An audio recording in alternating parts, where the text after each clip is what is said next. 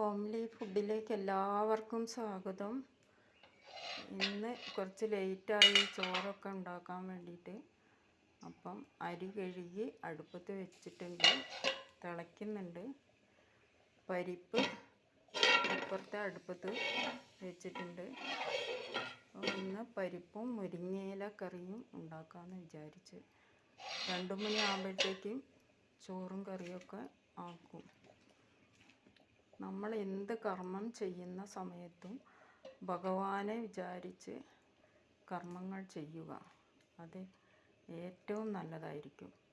നമ്മൾ അരി അടുപ്പത്തിടാൻ വേണ്ടിയിട്ട് വെള്ളം വയ്ക്കുന്ന സമയത്ത് കൃഷ്ണാർപ്പണമസ്തു എന്ന് പറഞ്ഞുകൊണ്ട് ചെയ്യുക. ഞാൻ ചെയ്യുന്നത്, ഞാനൊരു കൃഷ്ണഭക്തയാണ്, അതുകൊണ്ടാണ്.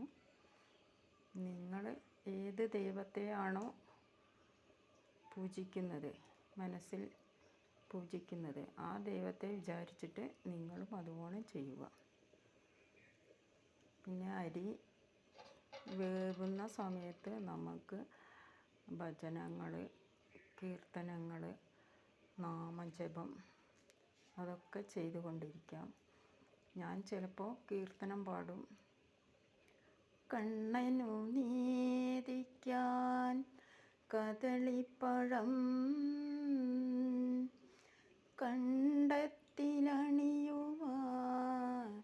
തുളസിഹാരം, തൃക്കൈയിൽ കരുതുവാൻ നറുവെണ്ണയും, നൽകുവാനൊരു ദിനമരികിലെത്താം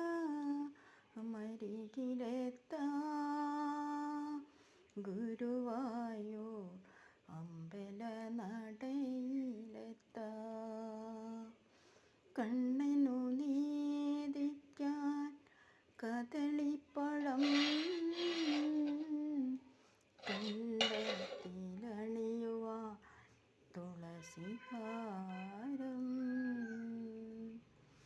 പിന്നെ എൻ്റെ വീഡിയോ കാണുന്ന കൂട്ടുകാർ ഒരു ചെറിയ ലൈക്കും സബ്സ്ക്രൈബറും തരണേ. എന്നാൽ എല്ലാവർക്കും ബായ്. അടുത്ത ഒരു പുതിയ വീഡിയോയുമായി ഉടനെ വരുന്നതാണ്.